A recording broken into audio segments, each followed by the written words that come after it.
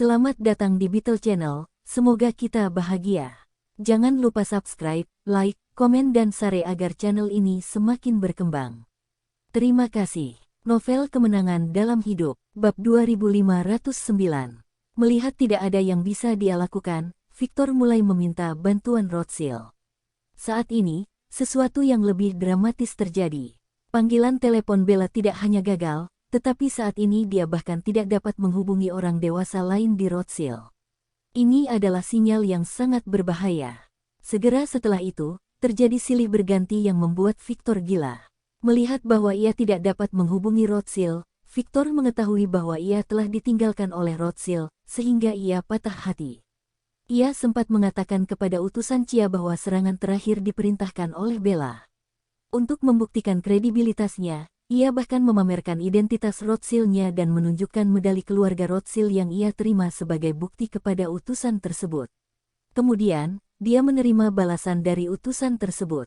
Rothschild telah menyangkal hubungannya dengan Anda, dan menurut pemeriksaan kami, medali ini palsu dan sama sekali tidak diproduksi di pabrik Rothschild sendiri. Pada saat ini, betapapun bodohnya Victor, dia tahu bahwa dia telah sepenuhnya ditipu oleh Rothschild.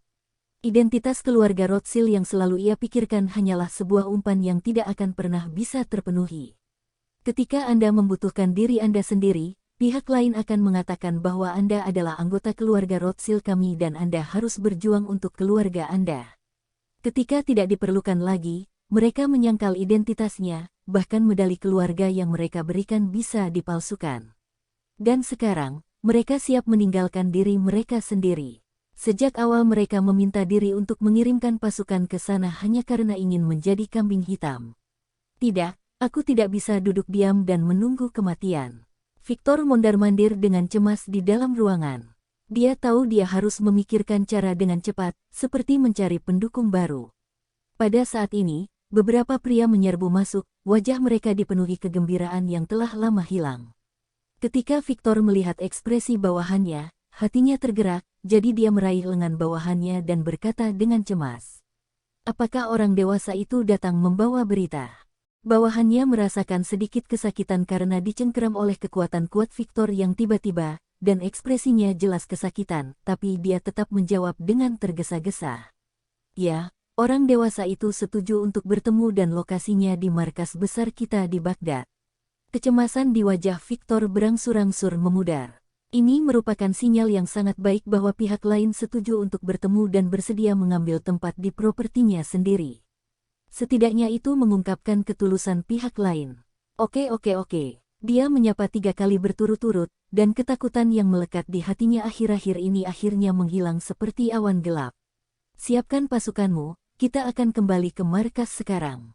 3 hari kemudian, di sebuah kamp terpencil di suatu tempat di Baghdad, Victor, yang bergegas kembali ke markas setelah perjalanan jauh, masih merasa lelah saat ini, namun tenaga dan tenaganya benar-benar berbeda dari beberapa hari yang lalu. Saat ini, tidak ada keraguan di matanya, tapi dia penuh ambisi. Apakah semuanya sudah diatur? Sebelum mendekati kamar, Victor masih khawatir dan bertanya kepada orang-orang di sebelahnya. Kapten, jangan khawatir, semuanya sudah diatur. Saya pribadi yang mengawasinya kali ini. Sama sekali tidak akan ada kesalahan. Victor merasa lega dan melangkah ke dalam kamar. Di dalam kamar sudah berdiri seorang pemuda yang sepertinya sudah menunggu lama. Pria itu berpakaian bagus dan terawat, dan lencana hiasan di kerahnya sangat mencolok. Mata Morgan. Bersambung, terima kasih telah menyaksikan dan mendukung channel ini.